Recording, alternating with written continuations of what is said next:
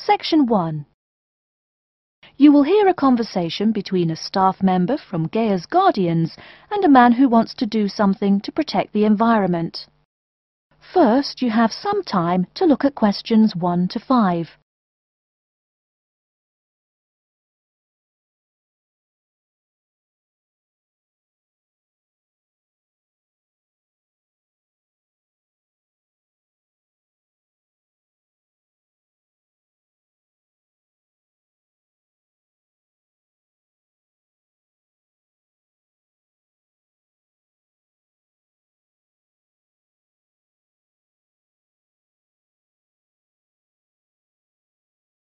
Now we shall begin. You should answer the questions as you listen, because you will not hear the recording a second time. Listen carefully and answer questions 1 to 5. Hello, how may I help you? Well, I've been seeing these yellow boxes in front of a lot of houses in my neighborhood. Just wondered what they were for. I noticed your phone number on all of them, so I called. Could you tell me about your business? We do recycling, but we're not a business.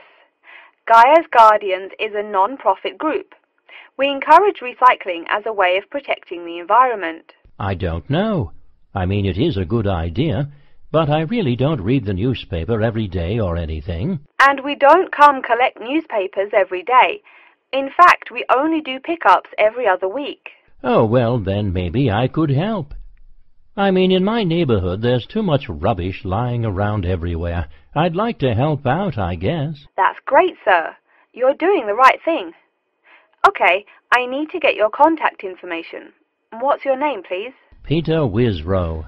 Peter, how do you spell your last name? W-I-S-R-O-W? No, actually, it's W-I-S-R-O-U-G-H. Oh, I'm sorry. I'm a terrible speller. You're a good speller. It's just that my family are terrible pronouncers. You're quite a card, Peter. Okay, now what's your address? Number 168 Bridge Road. That's here in London. How about if I have any questions? I'm sending you a copy of our booklet too. The booklet has our phone number and our email address, helpline@blackcat.com. That's HELPLINE @BLACKCAT.com. But I nearly forgot to ask, what's your postcode? BS97PU. PS97BU? No, that's B as in boy, S97P as in Peter, U. Before you hear the rest of the conversation, you have some time to look at questions 6 to 10.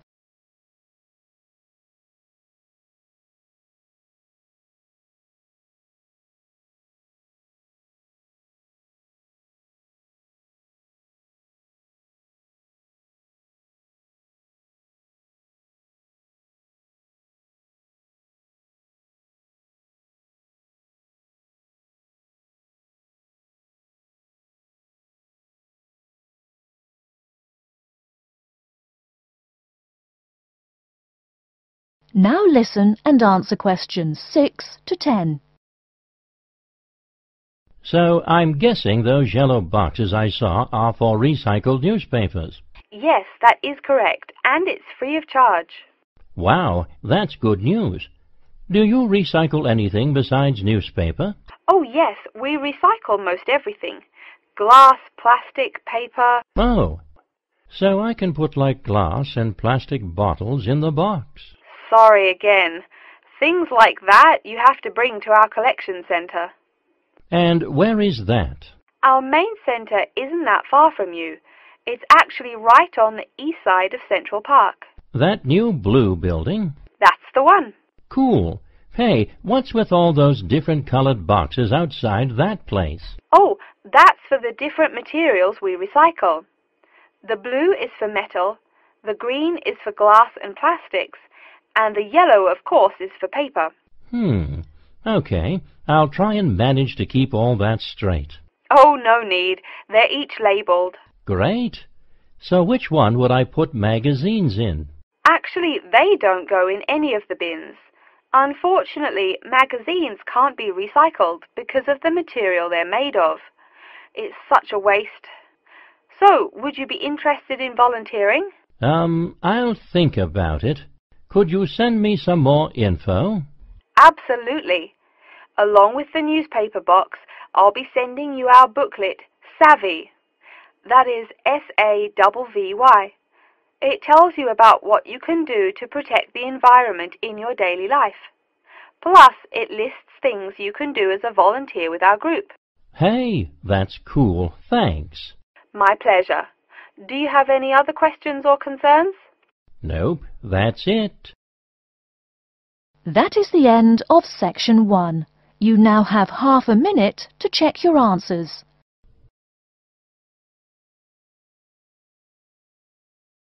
Section 2.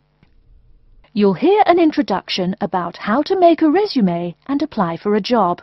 First, you have some time to look at questions 11 to 17.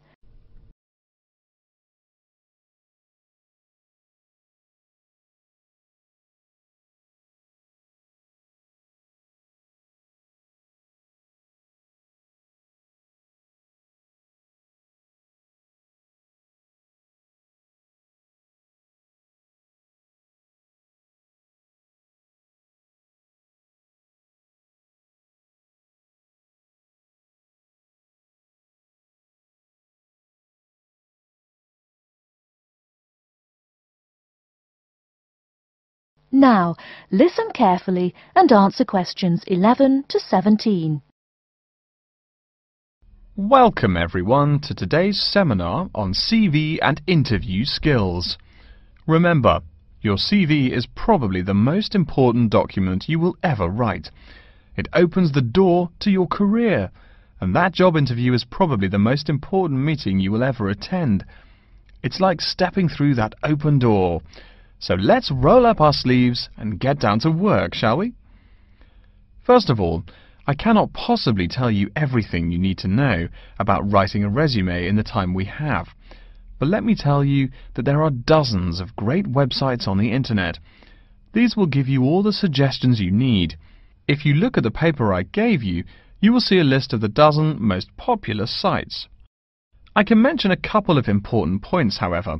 One is that your CV or resume should not be too long. A page is about right. Why? HR departments do not have the time to read long documents. Too many people are sending too many CVs. After all, the economic crisis of 2008 is still very much alive. Everyone needs a job now. No matter how short you make that resume, though, you do not want to forget to tell HR how to contact your references. References are people who will give you a recommendation for a job. That's usually an ex-boss or a professor who knows you well. Do not use relatives. I don't care how much your mum loves you. Also, when you send that CV, be sure to include a typed cover letter. A cover letter is a letter where you basically are asking for a job.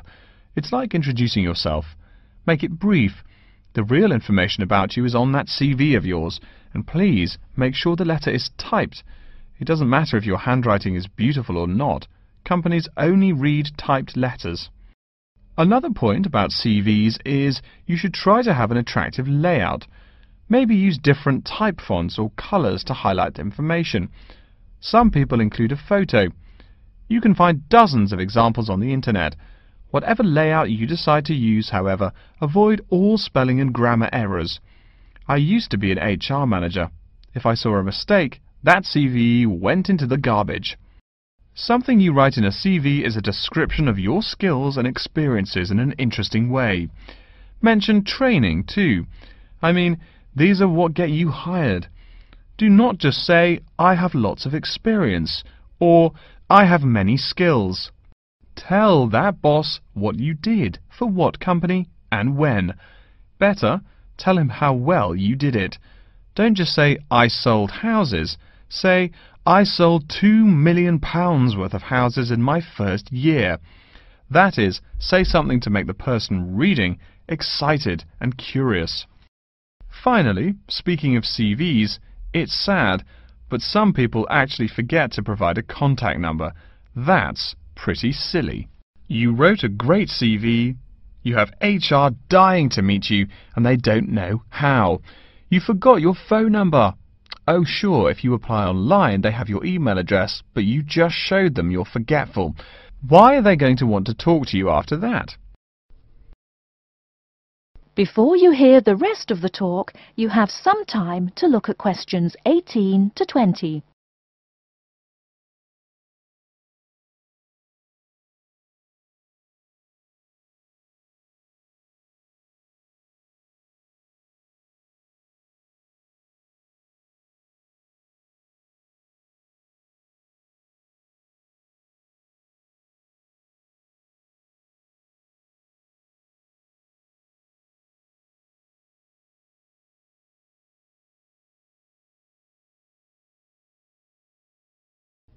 Now listen and answer questions 18 to 20. Alright, moving on to the actual interview.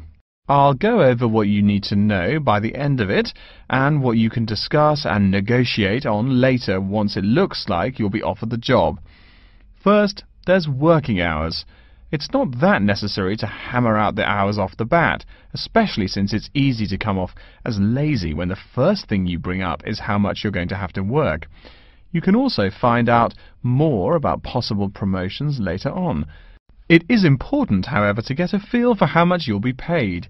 You should make sure the salary range is commensurate with what you're worth, and if you're not, you can move on to better opportunities. Being sure you're going to make what you want to live on is much more important than issues like your pension. You're all so young that your pension is not going to matter for quite a long time. You should find out about what skills you must know for the job and what they'll teach you. In addition, if the company will provide training, you should find out how long the training period is and whether it is paid. Beware of any jobs that want you to train for a long time without appropriate compensation. Speaking of compensation, find out about holidays as well. Do you get paid vacation time? Are you allowed to take personal days? Do you have to work on national holidays? Once you work out these main issues, you can move on later to details like the location and expected attire and whatnot. Wow, that's a lot of information.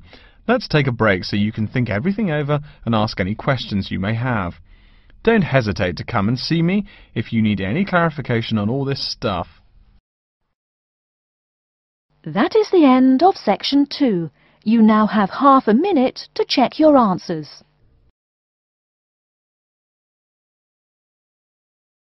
Section 3. You will hear a man called Frank talking to Dr. Lindsay about what he should study if and when he returns for further classes. First, you have some time to look at questions 21 to 25.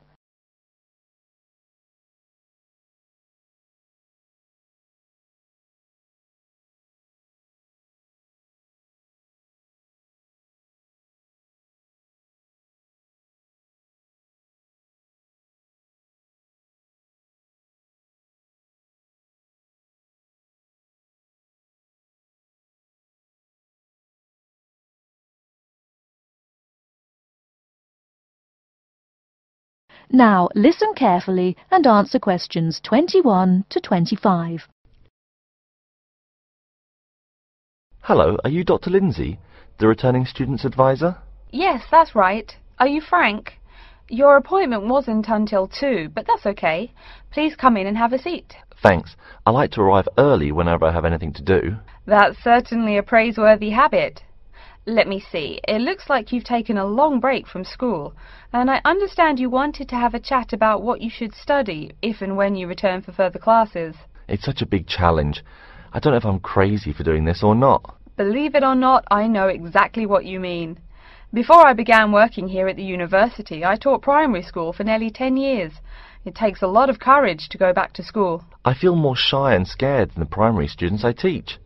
In the schools I taught, I found today's youngsters are very sure of themselves. In terms of intelligence, I have a lot to teach them, and the maturity level of much of my class leaves something to be desired. But in terms of confidence, wow, a lot more confident than I am now, that's for sure. Stop fretting. A brave man is a coward who refuses to run. Let's talk about your strong points. You seem an intelligent man. What is it you would like to study? You see, I've been teaching children for a few years, but I think I'm happier teaching adults. I think teaching students in middle school is much more satisfying because they end up being much more grateful for your work.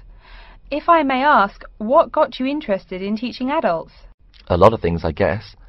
I met my future wife back in my first year of college. She always complains that I was more interesting then. She says that now I talk like I'm 7 years old. That's probably from being with children all day. Again, I know just what you mean. My husband used to say the same thing about me when I taught kindergarten. Anything else? Well, yes. Fairly often now I run into former students and we talk. Some of them are getting close to being grown up. I guess I think more and more about how people develop over time.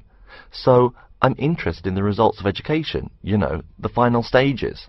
I see. Well, coming back to the university can be both difficult and very rewarding. There are some problems unique to returning students, you know, older students like yourself. What do you think is your greatest weakness? Well, I actually think my confidence is getting better. I'm definitely overcoming my introversion and starting to be much more comfortable in front of a class. To tell you the truth, I'm afraid I'm rather behind the times about many things. It's more difficult for me to chase after the popular things youngsters are fond of, such as iPhone, Twitter, if you name it. I think I understand. Before you hear the rest of the talk, you have some time to look at questions 26 to 30.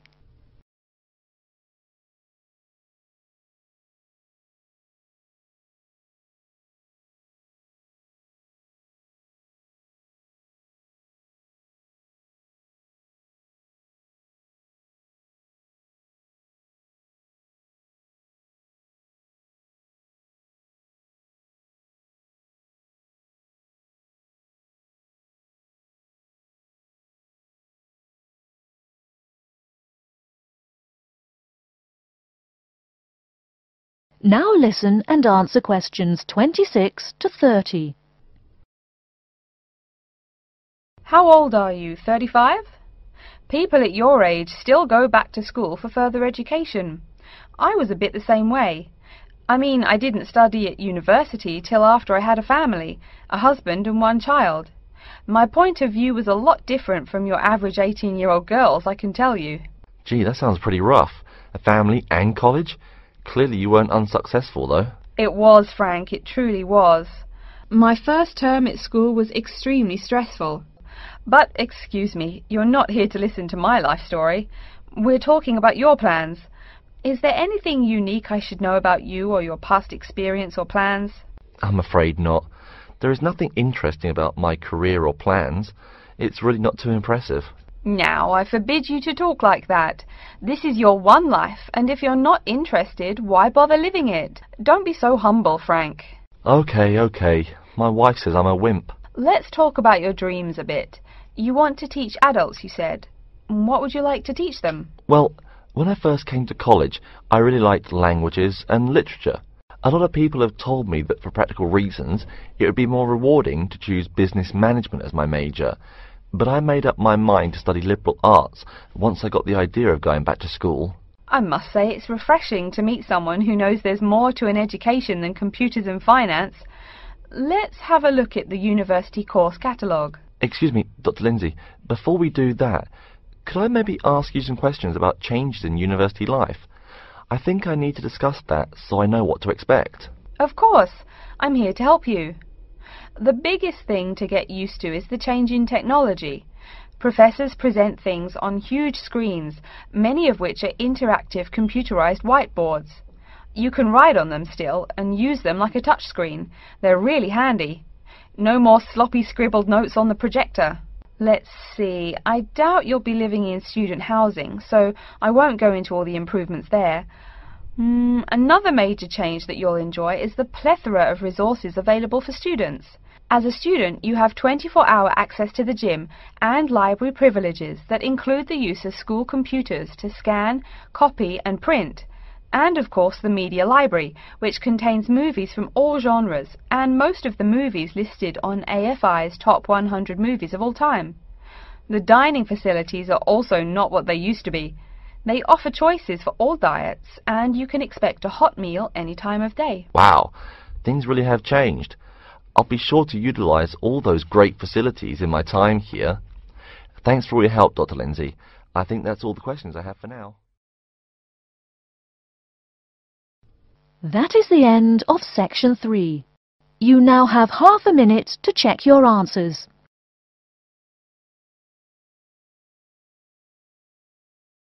Section 4. You will hear an introduction about the curriculum and facilities of Wasamata University. First, you have some time to look at questions 31 to 40.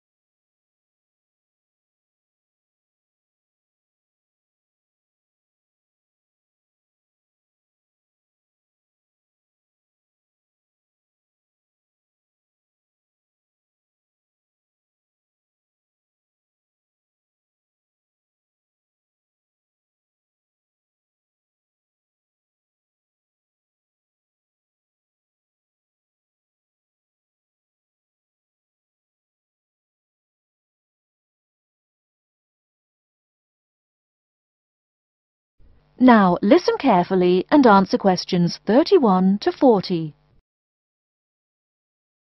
Okay, and welcome back. During the short break we just took, several of you approached me with questions. So before going on with the orientation talk, I'd like to address those queries. As I found, if one person asks a question, probably a dozen others are wondering about the same thing. The first question is whether Wasamata University employs modules technology as an instruction method. The answer is yes, we do. At least that's what the university catalogue says. If some of you don't understand what modules technology is, don't worry. I googled the word but couldn't find it. Apparently though, it's a method of broadband wireless access. At least that's what an American company's website told me. But again, don't worry. If you need to know something more, your professor can tell you. Another question someone asked me was what tomorrow's workshop on research methods and skills was about. Well, research skills include any method you can imagine for finding and presenting any information you need. That's not just schoolwork either. Writing English, the native language for most of you, and finding a job are also research skills. And yes, those will be addressed in tomorrow's workshop. As you know, Wasamata University is one of this country's premier universities for the study of the dismal science, economics. Some of you, it seems, want to get a jump on their classmates. During the break, half a dozen of you came up and asked me where to find economics tomes. I know it's odd, but this school's library holdings are divided up between two libraries. Economics books are in the old library. If you look out of the window behind me, you can see it. It's the red brick building. Oh, before I forget, you economics types also need a lot of math, am I right? Well, those math books are neither in the old library nor in the new one. They can be found in the math department building. Why am I telling you this? Doesn't the invisible hand guide economists? Maybe it's good you asked.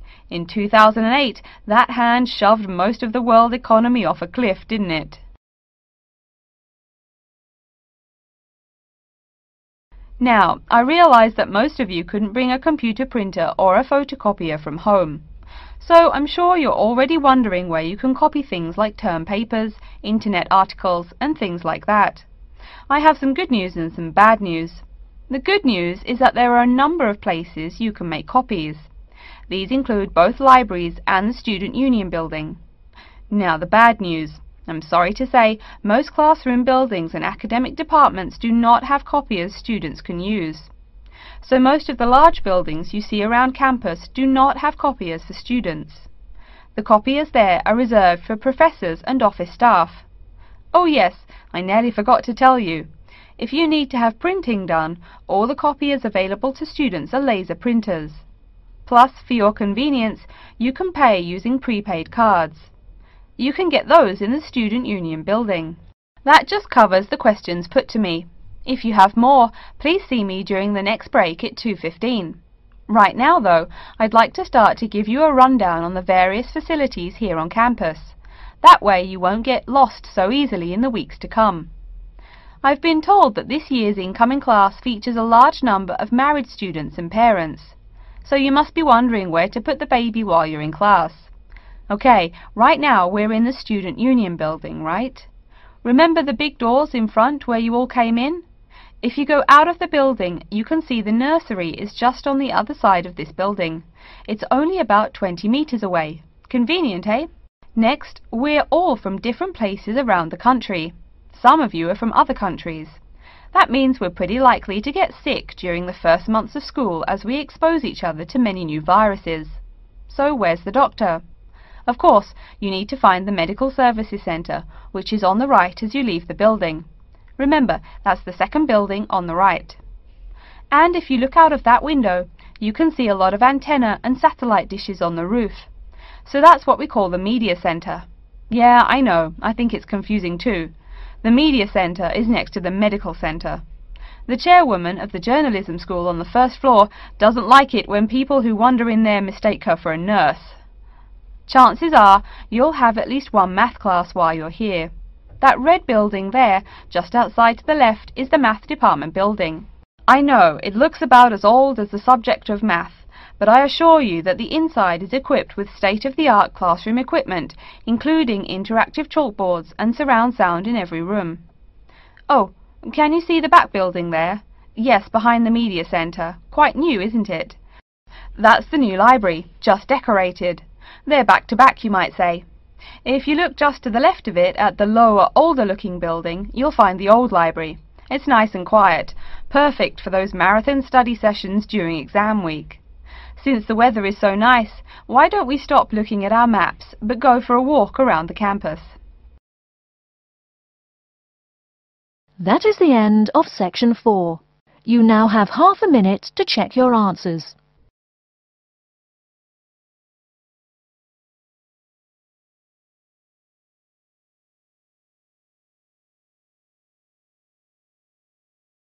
That is the end of the listening test. In the IELTS test, you will now have 10 minutes to transfer your answers to an answer sheet.